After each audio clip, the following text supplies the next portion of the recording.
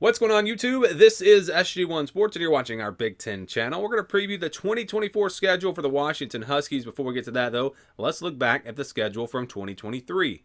And remember, they played Michigan State, a Big Ten team, actually, in the non-conference, and played Boise State and Tulsa, so not too tough of a non-conference schedule. But it's going to be totally different because they're in the Big Ten this year.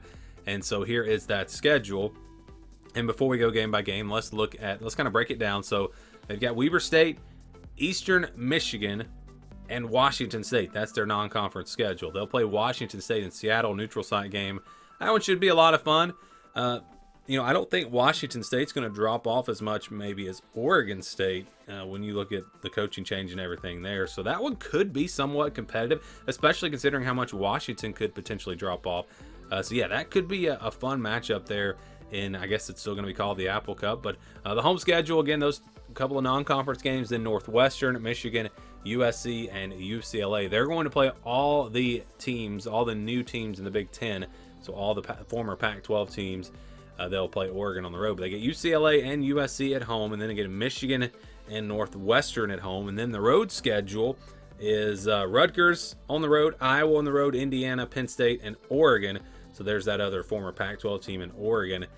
That's actually a pretty tough road schedule. Iowa is a very tough place to play. Penn State's a very tough place to play. And, of course, Oregon, Rutgers and Indiana maybe not as tough. But that's a pretty tough road schedule there for Washington. And, again, the neutral site game against Washington State. So let's go game by game. They will start off with Weber State on August the 31st and then Eastern Michigan on September the 7th. So they start off with two pretty easy games, and then they've got Washington State. So all three of their non-conference games will be in the first 3 weeks. They play Northwestern at home on the 21st. So their first true road game will be on September 28th on the road at Rutgers. And then in a rematch from last year's national championship, October the 5th, they play Michigan at home. Should be an interesting game. Both teams with new head coaches, a lot of roster turnover. Michigan didn't have all the transfers, but they had a lot of guys graduate, go off to the NFL. So that should be a fun one there. And then they'll get Iowa on the road there October the 12th. So their first bye week actually comes after this Iowa game. That is a very late bye week for your first bye week. And they play Indiana after the bye week on the road, then back home for USC on November the 2nd. And then it's on the road for Penn State on the 9th, back home for UCLA. Then they get their other bye week. So their bye weeks are very late. Their other bye week comes before the final weekend, before they play Oregon on the road on November 30th. So that's definitely something that jumped out on the schedule, is where their bye weeks are and how late they are in the season.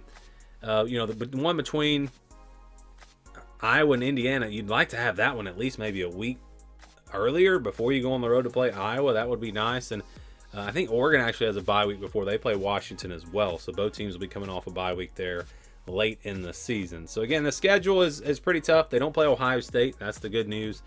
That's about the only good news, because they do play Oregon, they do play Penn State, they do play Michigan, they do play Iowa.